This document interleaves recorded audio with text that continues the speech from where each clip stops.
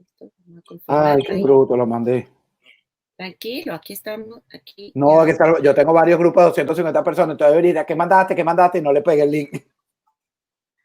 No te preocupes. Aquí está.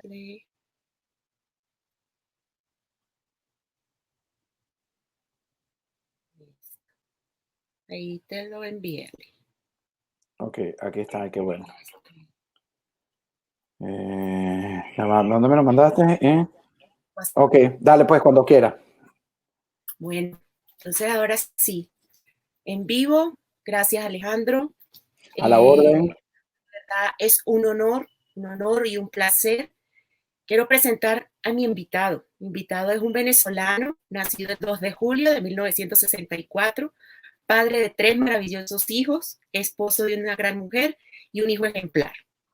Es un talentoso y con experiencia periodística por más de 25 años y un apasionado y amante de la justicia. ¿Es correcto, Ale? Sí, no sé cómo sabes que soy un buen hijo. Será porque me escucha y me sigue. Eh, Exactamente. Gracias, sí, y mis hijos y mi hogar, bueno, ya veo que me siguen muy de cerca y te agradezco la presentación. Es muy amable de tu parte, Joana. Perdona que te haya puesto en este corre-corre, porque iba a ser a las 7, pero es que ha sido un mes duro para mi familia, con la muerte de mi suegro, que finalmente murió el 9 de julio y hoy fue a las 3:30 de la tarde que lo pudimos enterrar. Porque bueno, las circunstancias, la pandemia del coronavirus, no fue nada fácil, pero bueno, Dios es grande. Dios es grande. Así Dios es. es grande.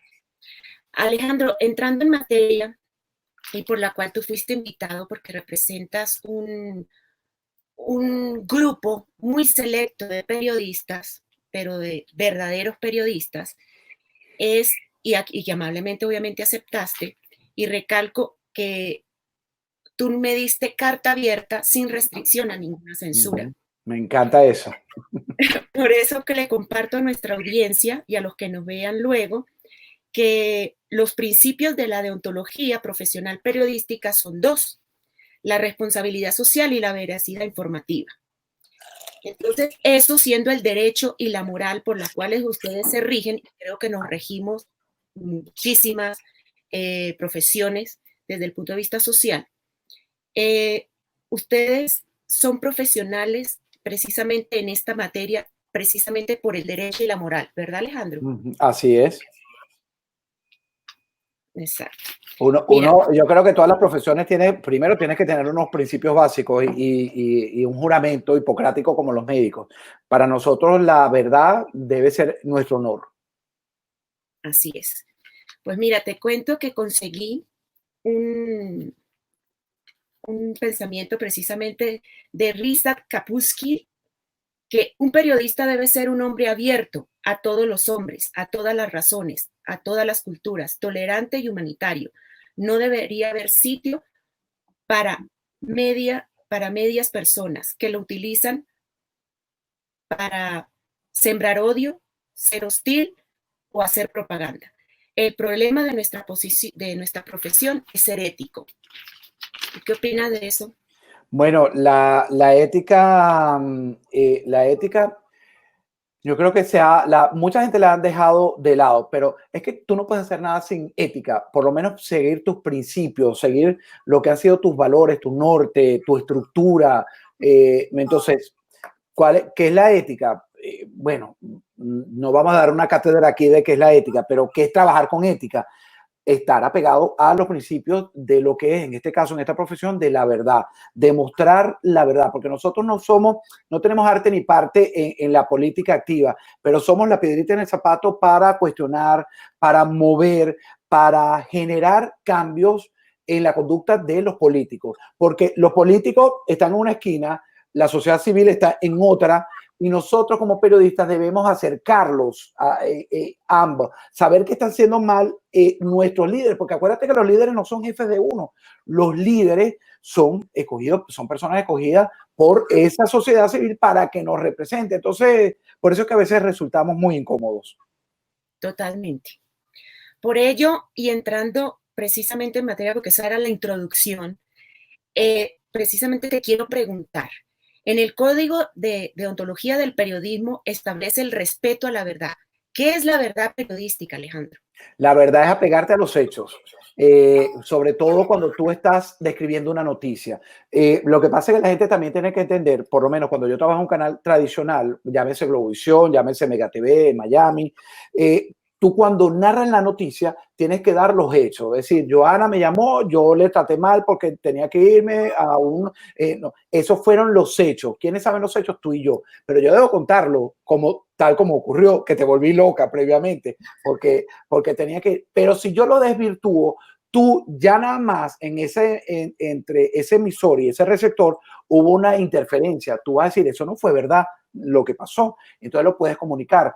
Entonces yo creo que ese es el objetivo de nosotros como misión. No sé si te respondo la pregunta, no sé si es lo que está faltando, sobre todo en esta época, Joana.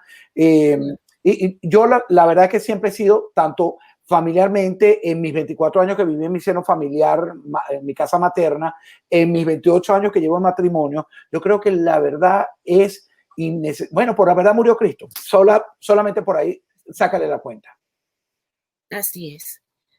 Alejandro, en función del problema no solo venezolano, sino es que es algo global, es algo que estamos viviendo en todo el planeta, con la objetividad y la subjetividad, ¿cómo lograr la objetividad periodística partiendo de la información? Bueno, yo no creo para nada en la objetividad, para nada, Joana, pero 0,0. Yo creo que el mundo es muy subjetivo.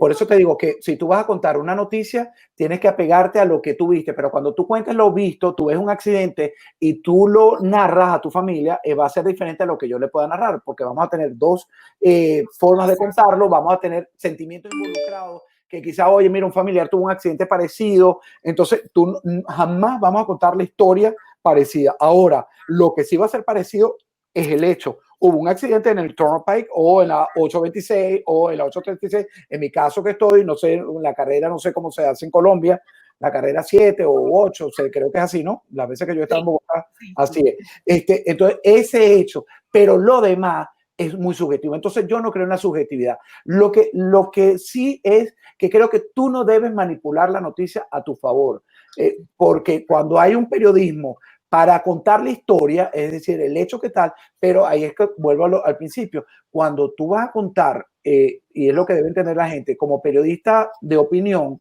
tu opinión es totalmente subjetiva, es diferente a la tuya, a la de cualquier oyente que nos esté viendo, así que yo no creo en la objetividad. Para mí es el amigo que no quisiera tener cerca de mi profesión. Y es que todo depende de la percepción, Alejandro, Así de la es. percepción, del entorno, de lo que se pueda estar viviendo. La persona va a tener una objetividad o subjetividad con respecto a cualquier hecho, de acuerdo a lo que tenga cada quien. Joana, es que no hay objetividad. Es decir, tú lo has descrito, bueno, tú eres psicóloga, esa es tu profesión. Cada quien lo va a describir desde sus sentimientos, desde su entorno, desde su realidad, desde su conocimiento. Entonces, cuando tú describes eso, evidentemente todo es diferente, todo es totalmente diferente. Exactamente. Alejandro, actualmente, aunque parezca lo mismo informar y opinar, pero ¿cuál es la diferencia entre los programas de información y de opinión? Y hago mención en esto porque algunos favorecen, en algunos casos, y esto es, te lo digo, repito, no solamente en el caso venezolano, esto es mundial. En algunos casos favorecen o al gobierno de turno, en otros a la oposición, pero en medio de todo esto estamos los ciudadanos que estamos ávidos en buscar y obtener una mejor información. Bueno, Entonces, la pregunta concreta es si te puedo diferenciar qué es opinar e informar. Joana. exactamente. Bueno, Exactamente. yo creo que informar es lo mismo que te decía yo del accidente de tránsito. Si tú lo vas a describir, tienes que describir dónde ocurrió, exactamente qué ocurrió. Las 5 W, como le dicen en inglés, ¿no? 5 word, W. ¿Quién, cuándo, cómo, dónde y por qué? Ok. Si tú respondes esa pregunta, ahí tienes tu noticia narrada de los hechos. Ahora, opinar es, mira, yo creo que ese señor venía borracho, ese señor por la forma como se le montó al otro carro y voló para el otro lado del expressway, pues sencillamente venía soplado, venía sobre 90 millas por hora. Eso es opinar, es mi opinión. Cuando yo le pongo mis sentimientos, tú haces una pregunta muy válida.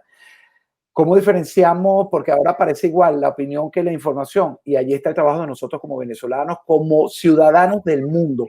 Tenemos que prepararnos, tenemos que documentarnos, tenemos que leer para saber quién está opinando y quién está narrando una noticia tal como ocurrió. Cuando nosotros descubramos eso, yo siempre oía a mi suegra, cuando yo tengo 28 años de casado, viví 5 años con mi suegra y resulta que yo siempre le voy a decir ese tema, ¿no? Que hay que estar pendientes de lo que se dice, cómo se dice, porque la gente no interpreta. Y yo decía, bueno, esta señora está como medio chiflada. Pero yo decía, porque a veces uno opina y la opinión puede hacer daño. Y yo digo, pero ¿cómo va a hacer la opinión daño si es tu opinión? Claro, me he hecho grande, porque eso te estoy hablando hace 30 años, ya me he puesto, para no decir viejito, palabra que no le gusta a mi amigo Alberto Franceschi, le aterra.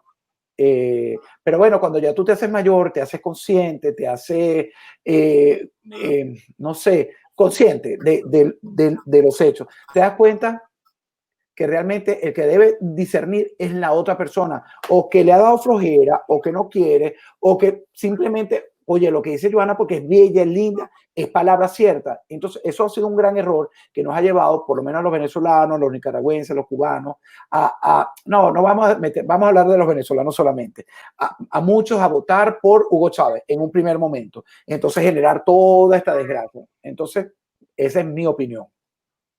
Esa es tu opinión. Y muchas opiniones, cuando, por ejemplo, si hablas de Franceschi o hablas de cualquier persona, tiene hasta sus fundamentos, que si filosóficos, que si teóricos, cualquier fundamento, pero está emitiendo esa opinión. Entonces, por eso hay que diferenciar entre un programa de opinión y un programa de información. Y la tarea es del ciudadano, de cada ciudadano. El ciudadano tiene que estar atento a eso, es punto. Ahí no hay más nada que discutir. Exactamente. Alejandro, otra pregunta. ¿Se puede hablar de neutralidad periodística cuando el periodismo debe ser neutral, aun sabiendo de buena fuente que la información que se tiene podría llevar a tomar partido en la opinión del periodista? Es que, bueno, la neutralidad es un poquito como eso, es un amigo que yo tampoco quiero tener cerca, porque eso nos ha hecho mucho daño, esa supuesta neutralidad, esa supuesta objetividad, Joana. La neutralidad es que, mira, todo es energía, todo es sentimiento, todo es pasión. Yo soy por lo menos un periodista muy apasionado. ¿Por qué soy apasionado? Yo no ando, ¿cómo explicártelo? Yo no ando compitiendo con más nadie, sino conmigo mismo. Para mí, todos los días que yo prendo esta cámara, que me gustaría haberlo hecho abajo en el salón, pero mi hijo se llevó para la parte de donde se conecta el teléfono, cuando yo me enfrento a esto, me doy cuenta que te vas a enfrentar todos los días a un reto diferente. Cuando yo voy a hacer mi segmento en Mega TV, es un reto totalmente diferente. Y en Mega me regañan de vez en cuando, el productor ejecutivo me regaña, oye, mira, me llamó a una reunión, fastidiosa, por cierto, es que vamos a tratar, porque acuérdate que esto es una cadena, entonces tú eres venezolano y te acerca, entonces yo me lo quedo mirando, ok, dime.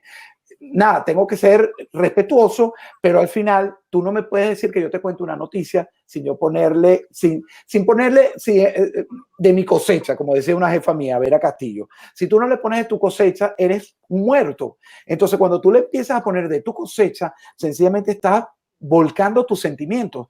Hay periodistas que no tienen sentimientos, como hay políticos que no tienen sentimientos. Yo me baso básicamente en sentimientos. Por lo menos yo hoy hice un trabajo esta mañana que a mí me satisfizo muchísimo, a mí, Alejandro Marcano, me satisfizo muchísimo.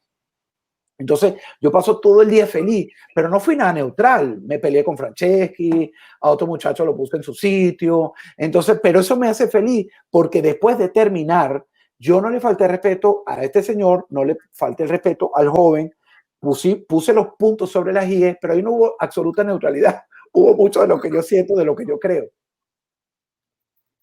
Es que sí hay algo que debe entender, y eso nos pasa hasta a los psicólogos, Ale. Y es de que, por ejemplo, siempre a un psicólogo le van a decir, bueno, pero tú como psicóloga, no, ya va.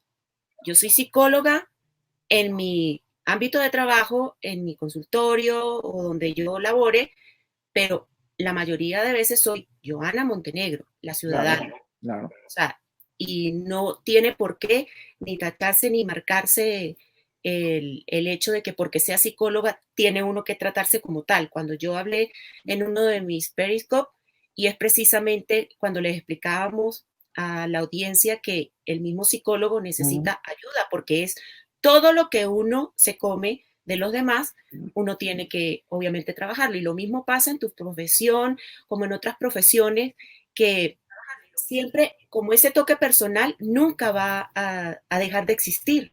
Así es. Alejandro, ¿en las nuevas plataformas favorecen el periodismo veraz?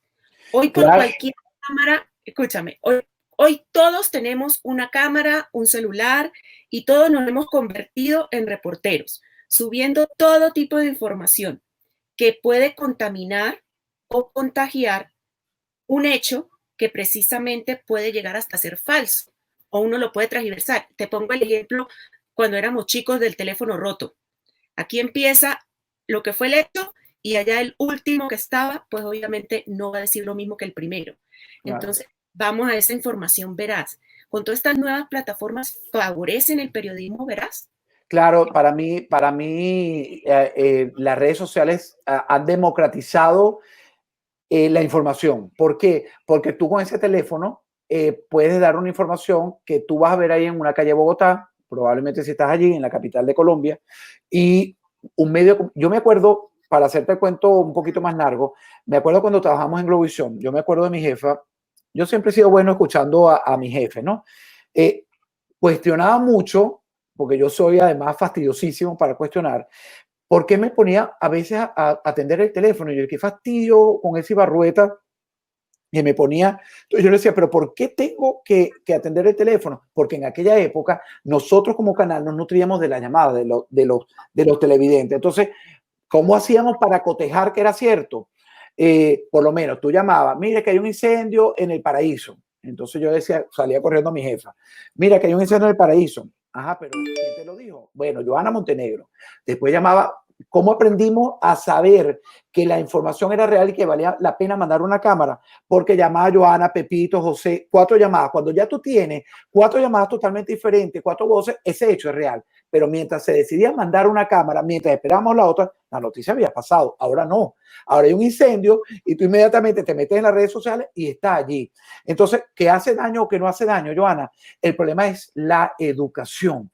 La educación. Nosotros tenemos que creer en base a conocimiento, no podemos creer en base a belleza. La belleza se lo damos a los concursos de belleza, que tú veas las mises y apuestas a la más bonita, pero eso solo en los concursos de belleza. En la vida real, cuando estos monstruos comunistas se nos están montando, tienes que hacer una cosa totalmente diferente. Entonces, no sé si te respondo con ello. Sí me respondes y me das pie y hecho a que todo lo que nos conseguimos en las redes de un hecho concreto, veraz y oportuno, lo vemos y en la televisión abierta no lo vemos. Entonces, es la palabra que tú dices, se democratizó en la comunicación y ahora podemos llevar la verdad y que cada quien la interprete a su gusto, pero la podemos llevar. Como las opiniones, cuando tú hablas de eso, entre comillas, como dice, pero sí el cuento corto, de por qué yo me atrevo y termino siendo atrevido, porque uno no es comunicador social, pero no solamente yo tengo un equipo que me acompaña súper preparado, honorable, de profesores, de sociólogos, de más psicólogos, en donde nosotros nos hemos atrevido con cada análisis que le hacemos a tu programa y a otros programas, ajá, y ahí faltó algo, entonces de eso hablamos, pero hablamos desde el punto de vista de nuestra profesión. Claro. Entonces, completamente cierto. O sea, ¿qué te puedo decir? Así es, mira, Joana, te voy a decir algo importantísimo también para la gente que está conectada y a la gente que va a ver esto, porque además eso tienen las redes sociales que tú haces ahorita, ahora hay 10 personas conectadas, pero este trabajo lo va viendo más gente. La gente tiene que saber quién es Joana. Entonces, cuando tú sigues a Joana Montenegro y su profesión, su récord, su historial, tú sabes que Joana puede quizás coger de una pata, pero sabes cómo enfrentarte a la información que Joana te va a dar. Sabes si te están manipulando. ¿Qué crees, Joana, por cierto, que está pasando con Juan Guaidó? No sé si, porque la verdad que no ha sido nada atrevida, porque me dijiste que si me podía preguntar, y esto parece una entrevista de monja y en un convento. Yo pensé que me iba a preguntar cosas más personales, Tranquilo, más. son las últimas. Eso viene de Son último. Ah, bueno, pero yo te recomiendo que las cosas duras las digas al principio y después suaviza. Bueno, ese es mi estilo. a ver, Mentira. para la Este, próxima. no. Y habrá una próxima vez, te lo prometo. Amén. Entonces, hay que conocer a la persona, hay que conocer el origen, fíjate, lo que pasa es que yo soy totalmente chiflado.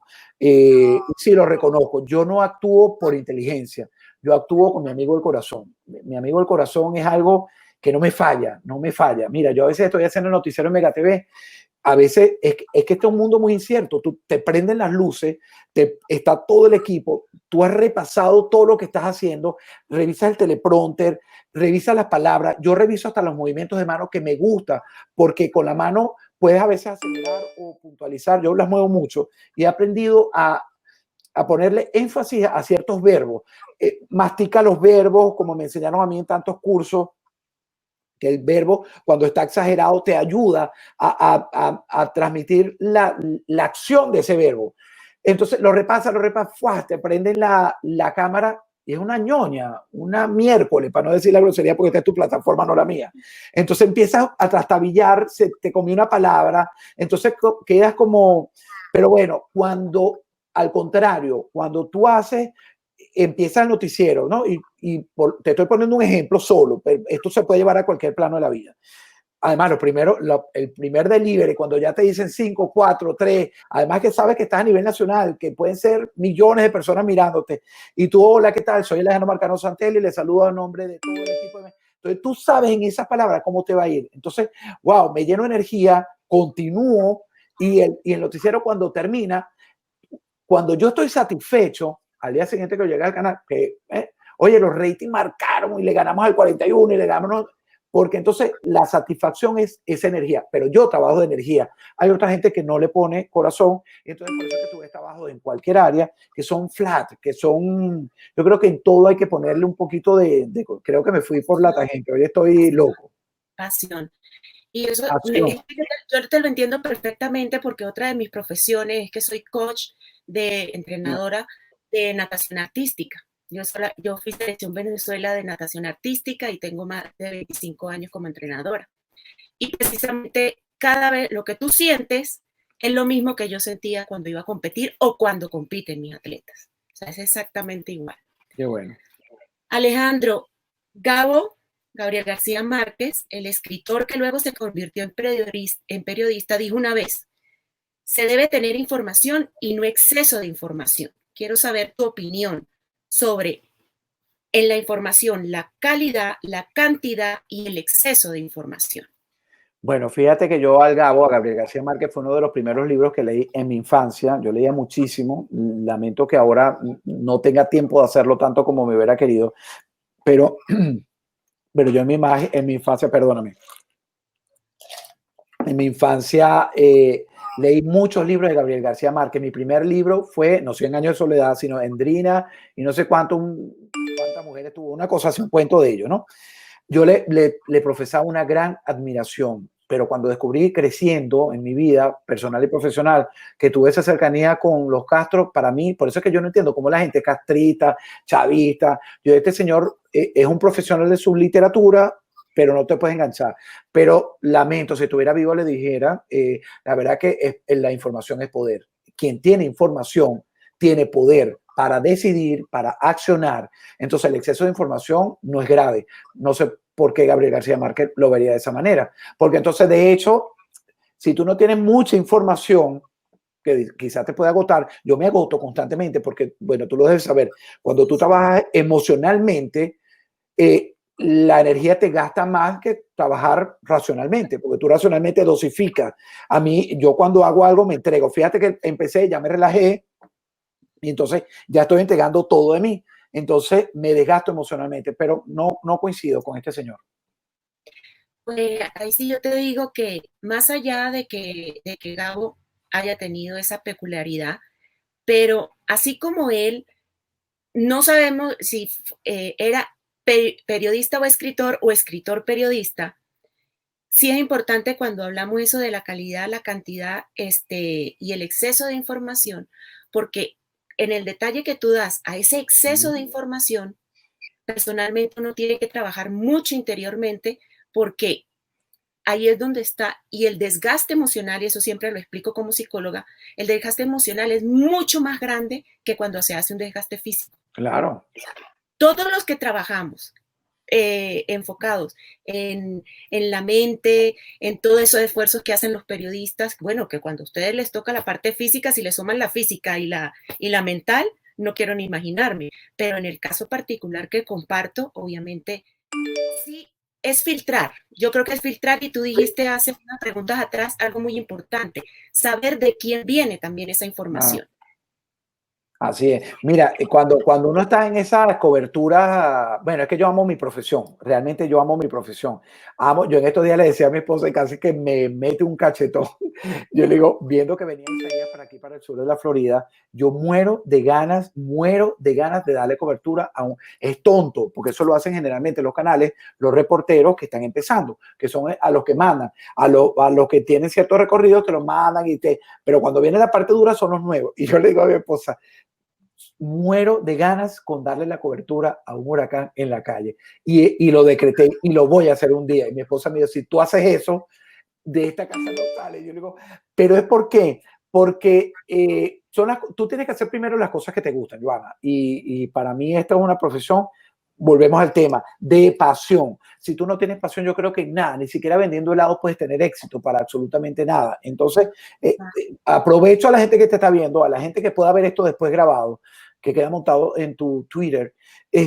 Oye, es lo que nos está faltando enamorarnos de las cosas, enamorarnos de lo que hacemos, enamorarnos de nuestra profesión, de nuestro oficio, de ponerle esas ganas, esa extramilla. Bueno, yo en eso, la verdad es que, claro, yo lo puedo hacer porque afortunadamente tengo un núcleo familiar estable donde yo no me ocupo absolutamente de nada. Esto es una confesión que hago, mis compañeros de Mega se ríen porque yo ni siquiera pongo gasolina, porque yo no sé cuándo se me acaba la gasolina. Entonces yo me monto en el carro y voy maquinando qué es lo que voy a hacer, de mis programas en YouTube, de lo que hice en TV Martí, que es mi trabajo en la mañana, de lo que voy a hacer el día siguiente, a quién voy a entrevistar. Entonces yo me desconecto totalmente y voy proyectando, viendo. Entonces, claro, por eso es que yo le puedo poner mucha más pasión, porque no estoy pendiente ni de pagar cuentas, ni de poner gasolina. Me pongo bravísimo cuando sé que en la cuenta no hay nada. Y yo, como entonces me dicen, pero si tú nunca estás pendiente de esto, y digo, pero bueno, yo juraba que había tanto, tanto y tanto. No, mijo, no hay nada, porque me logro desconectar y tengo el permiso de mi familia para dedicarme a esto, que ellos saben que es lo que me hace feliz. Pues Ale, larga vida a la santa esposa. Amén. Sí, amén. No me digas, mira, no me digas eso, que en estos días estuvo enferma y ayer lo estamos hablando casa de la suegra. Y resulta que mi hijo pequeño, que es como mi mejor amigo aquí en casa, ¿no? Es tremendo, igual que yo, metiche, nos estamos metiendo con el novio de mi hija. Mi hija se está graduando ayer de la FIU, de la Universidad de la Florida International. Las fotos, ¿por qué Sí. crees que supe lo que supe? Entonces, resulta que se me olvidó que te iba a decir. ¿Cómo está? Cuadraste, si que escaneaste mi foto. Pero nada, se me olvidó que esto es producto del cansancio, no vayas a creer, porque, de mi esposa. Resulta que no estuvo unos días con nosotros y fue durísimo, durísimo, durísimo, durísimo. Mi hijo le contaba a mi suegra, o mi hija, le contaba, mi papá no servía para nada, mi papá comía, se iba al cuarto, se acostaba, mi hija, no, se lo contaba mi segundo hijo, Sebastián, que es el que me ayuda con esto. Aquí nadie servía para nada, bobo. Mi papá comía, se iba para su cuarto. Nicolás comía y se iba para su cuarto. Y Guillermina hacía lo mismo. Fuimos disfuncionales por algunos días, pero es porque nos hacía ese núcleo. Pero bueno, te voy a decir una cosa, salió de esa, se recuperó gracias a Dios, pero está fastidiosita, muy fastidiosa, pero la amamos así. Pero fastidiosísima. Todo el consentimiento. Sí. Alejandro, el periodismo es una profesión de muy alto riesgo, no solamente en México, en Perú, en Colombia, en Venezuela, por ponerte unos ejemplos, pero es que ahora es a nivel global. Esto es producto de la intromisión de la política en el periodismo, o es el periodismo el que es atrevido al inmiscuirse en el ámbito de la política. Bueno, yo creo que es peligroso porque en estos últimos años, vamos a ponerle décadas para no ser pichirres, hay grupos del mal, grupos progres, grupos de la izquierda, grupos comunistas que pretenden que se han aliado, porque fíjate que ya esto es una cosa como internacional y una organización criminal, el narcotráfico, el terrorismo, los mafiosos estos comunistas que, bueno, tienen su estilo, todo lo bueno para ellos, para los demás no. Entonces, ¿qué pasa? Las voces críticas son enemigos públicos declarados número uno de esos grupos. Entonces, por eso es que hemos visto una creciente violencia contra los comunicadores sociales en todas partes. En todas partes, así es. Precisamente, mira que no me iba a adelantar a la pregunta, pero tú ya medio entraste en el tema. Alejandro, los estilos de cada periodista pueden siempre estar enmarcados y por su forma de ser, por la forma de la personalidad del periodista, pero no darle la exigencia a quien se entrevista, la trascendencia del tema y el respeto al público no debe ser una prioridad. No te entendí el planteamiento. Mira, los estilos de cada periodista de acuerdo a su personalidad, pero darle una exigencia a quien se entrevista, la trascendencia del tema, de lo que se está tocando y el respeto al público no debe ser prioridad. Te voy a poner un ejemplo. Bueno, ya creo que entendí. Te voy a poner varios ejemplos. Y algunas de esas entrevistas sí son tuyas, pero uno de esos ejemplos fue la entrevista con Leoceni García y Orlando Avendaño. Perfecto en que se le deba dar tribuna. De hecho, yo soy una de las que te agradece la entrevista con, oh my God, el militar Moreno. Figuera.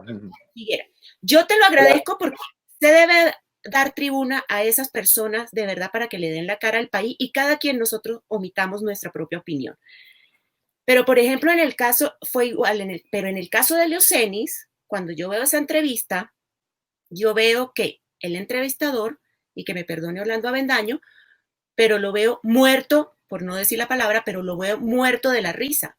O sea, indiferentemente de que tú no compartas lo que está diciendo la persona, pero te causa tanta gracia lo que está diciendo el señor.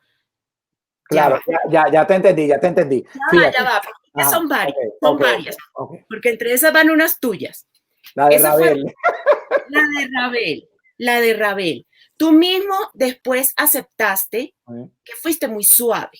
Muy suave, excesivamente suave. Y de hecho, que ahí es donde yo voy. Cuando uno pone en la balanza, no solamente la de Rabel, por ejemplo, te voy a poner otro ejemplo de Franceschi. Y es que, por ejemplo, ser muy suave con Rabel, y tú aceptaste eso, pero también a veces es mi opinión personal. La respeto. Y como yo hago. Cuando yo veo de repente X o Y entrevista, a veces cuando uno tiene pues familiaridad, y es lo mismo cuando tú comentas que si peleaste o no peleaste, o que si esto, o que no le gustó aquello, X o Y. Pero hay momentos donde se puede ser jocoso, hay momentos donde se puede ser confiable o tener la confianza de decir eso, pero en los temas que ustedes tocan, de verdad, es muy trascendental y no, por lo menos para mí, no es un juego. Claro. Otro, por ejemplo, fue otra entrevista tuya con María Corina. Tú tienes una palabra que de repente, o sea, yo prefiero mil veces al Alejandro frontal, al Alejandro que es ese visceral, ese nato, ese apasionado, y no que diga en principio, me dijeron que fuera suave. No, Alejandro. Es que porque ser suave cuando precisamente es tan complejo, es tan crudo, es tan fuerte el tema de Venezuela. Ya entrando y concentrándonos en el tema de Venezuela. Me encanta porque vas a afinar y vas a escuchar mi explicación. Vamos a empezar de atrás para adelante. La entrevista de María Corina Machado. Yo monté una plataforma y si se pone brava, ella sabe, ya se lo dije, no me importa, con Nitu Pérez Osuna y unos compañeros de Globovisión. Fue Nitu Pérez Osuna la que me preguntó entrando a esa entrevista, trátala bien. Y yo le digo, ¿por qué tengo que tratarla bien?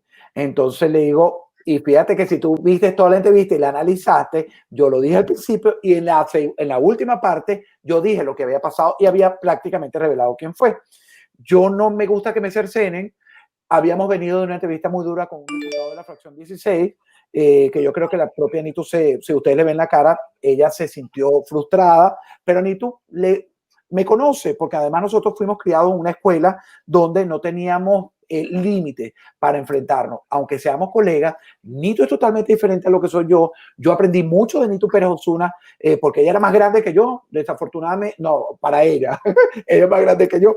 Y Nitu en esa época era mucho más aguerrida. La Nitu de ahora es una Nitu con ciertos compromisos, más aplomada, abuela, y tú sabes que mientras te vas creciendo, yo espero que cuando sea abuelo, seguir siendo igual. Esa es la explicación de me pidieron, pero yo no fui suave para nada. ¿Tú consideras, Joana, que fui suave con María Corina?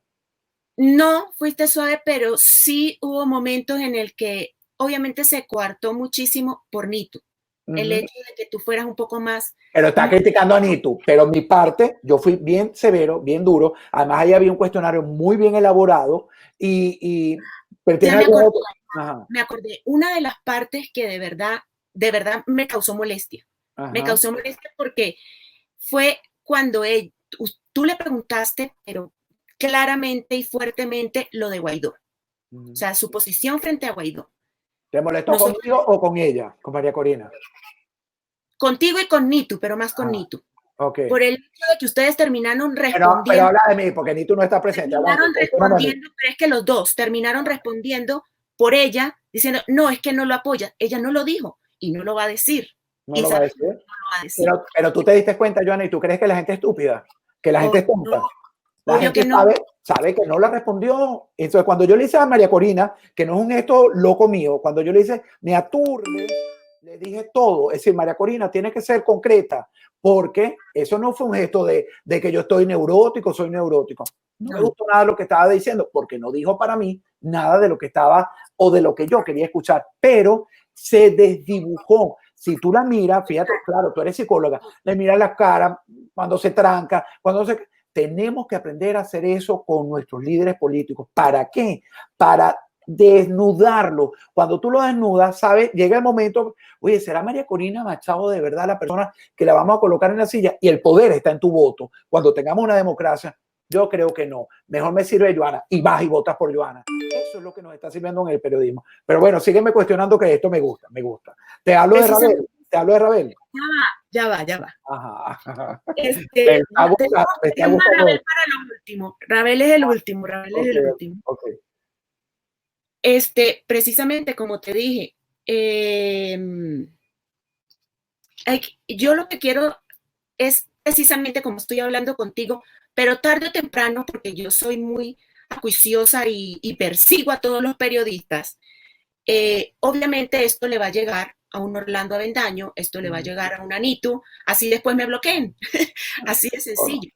Siéntete feliz, como me dijo Nitu ese día, te dejo hablar para toda la vida. Yo le digo, bueno, entonces me dice, eres un coño de madre, y yo digo, pero si me dejas hablar ese es el problema tuyo, no mío. Es decir, más nada, punto. Exactamente, porque eso es lo que debemos, lo que debe también entender el venezolano, es cuán exigente, cuán críticos y cuán vehementes debemos ser, precisamente, y más aún con quienes nos representen, porque no hemos sabido elegir. O sea, todos, porque todo, bueno, yo nunca voté por Chávez, pero lamentablemente por quienes hayamos votado después en todo ese desastre, pues cometimos el error.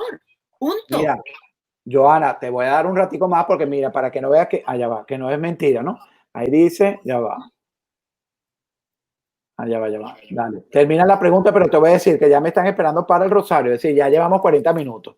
Mira, ya vamos a empezar el rosario, dice allá abajo, me escribe mi hijo. No vayas a pensar que me quiero ocurrir, porque me encanta donde había llegado. Por eso te digo, las preguntas duras las debiste haber hecho al principio. Sí, después te respondemos breve. Te regalo 5 minuticos más y te prometo hacer otra entrevista cuando tú quieras. Gracias. Alejandro, precisamente, ¿qué opinas? Y hablando de esa entrevista de Rabel. Yo creo que lo que más deberíamos después hablar es con respecto precisamente a Guaidó. Pero no vamos a tocar ese tema hoy. Porque, ¿qué opinas tú de esa frase de Rabel en tu primer programa en Plomovisión 24 horas? Sin rebelión no hay intervención. Rebelión no hay intervención. Yo te digo algo a título personal, como psicóloga, como Joana, como ciudadana. No sé qué más quieren pedirle, exigirle al ciudadano, cuando ha dado todo, porque ha dado hasta su vida. Ha dado, no, inclúyete, hemos dado todo. Y lo único que quieren es un respaldo en la calle para seguir haciendo lo que hace, mira, para darle un grosso de legitimidad.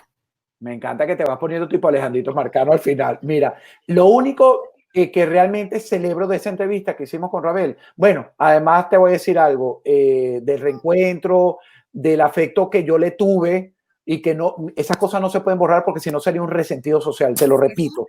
Eso es otra cosa.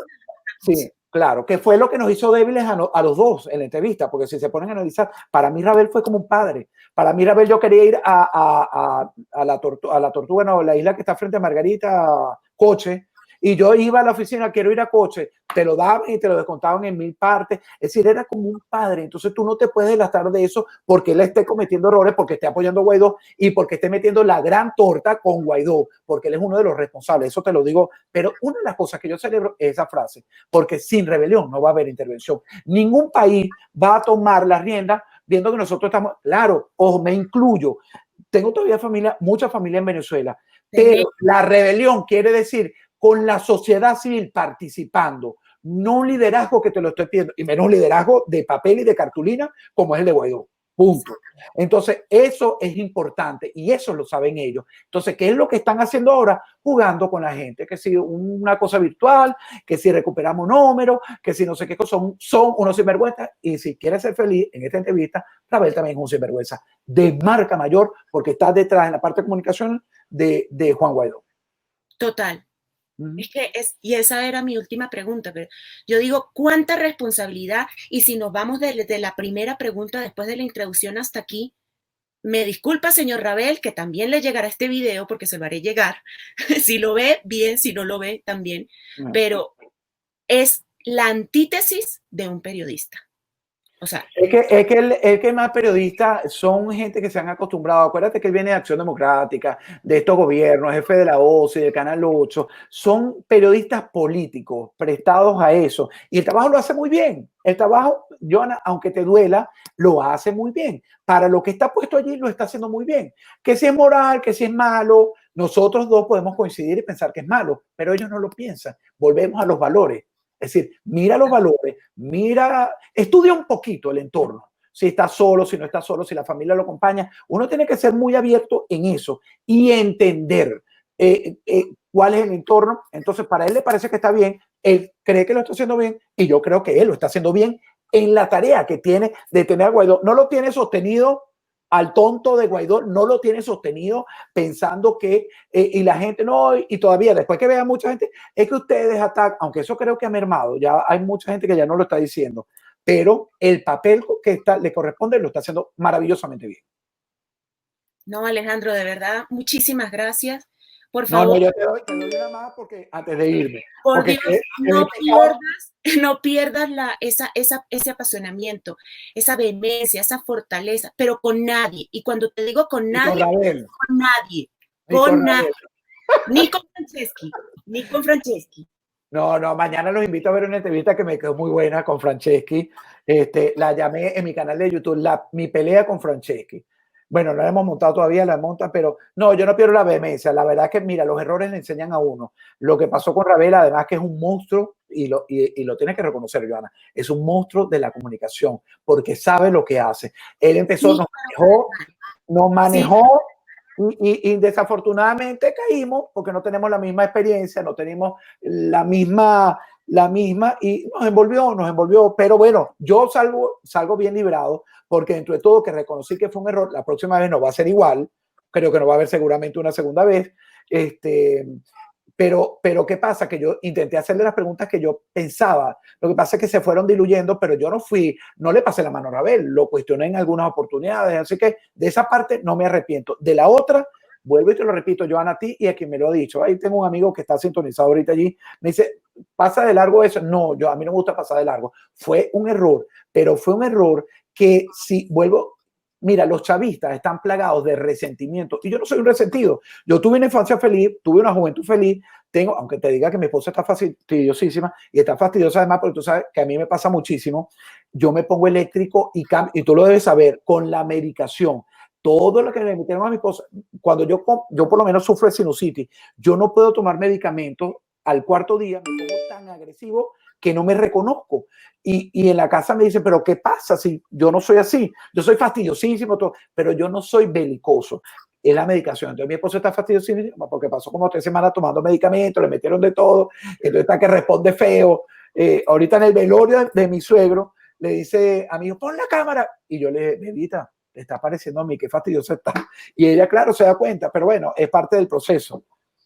Yo lo único que te quiero decir para darte el placer de terminar esta entrevista es que acuérdate lo que yo te dije, que también te perseguí, por eso es que ustedes saben que yo los persigo.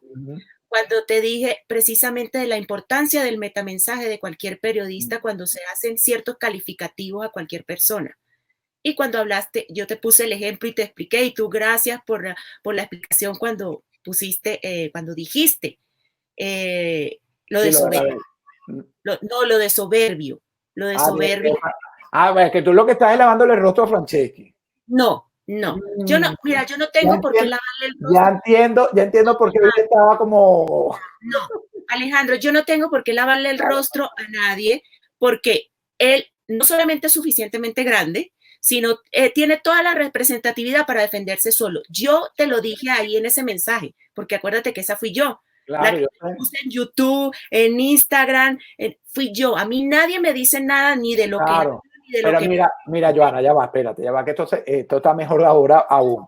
Solo cuando uno ve tu Twitter, que tú dices República, Repúblico, no sé qué cosa, se ve que estás afecta. Yo no te estoy diciendo que le estás lavando el rostro, pero sí eres afecta. Pero te voy a decir algo aquí sin que no quede nada por dentro. Claro que sí. Franceschi es un hombre soberbio. No, es decir, para Alejandro Marcano. Dale. Te pongo el ejemplo. Cuando yo te dije, tú mismo dices, cuando reconoces el error, cuando pasó lo de Ravel y cuando pasó lo de eso, lo de soberbio, yo te dije a ti y te lo expliqué. Y le dije, y cuando tú me dijiste, tienes razón, me pediste disculpas, yo te dije, tienes la misma nobleza de él. Es noble. Hay una cosa, hay un hilo muy delgado. ¿Sí? Entre lo que es el orgullo y lo que es la soberbia. Bueno, es orgulloso, pues, ok. Exactamente. Es orgulloso. Exactamente. Yo también soy orgulloso. Así como tú me has contado rápido incidencia, te voy a contar una incidencia en mi casa. Mi madre todo el tiempo me ha dicho soberbia, pero más soberbia es mi madre que yo. Una cosa es que la gente tenga orgullo, tenga fuerza, tenga fortaleza, tenga vehemencia, es que se parecen mucho los dos. Tienes razón, porque hoy él estaba como un corderito, pero es que le da una rabia, a él le da una rabia que yo hable mal de él en todos los programas, pero me encanta sacarle la piedra. Y yo lo digo es, Alejandro, por cualquier invitado que mañana sea, no sé, X. Y a mí lo que me preocupa es que al venezolano le ha quedado en su mente es lo negativo que se diga. Eso es lo que le va a dar. Eso es lo que le va a quedar. Y entonces es a lo que yo apelo, no es lavarle la cara a nadie, es lo que yo apelo al metamensaje tan importante que tiene. Te voy a hacer caso, en 100%. Por favor.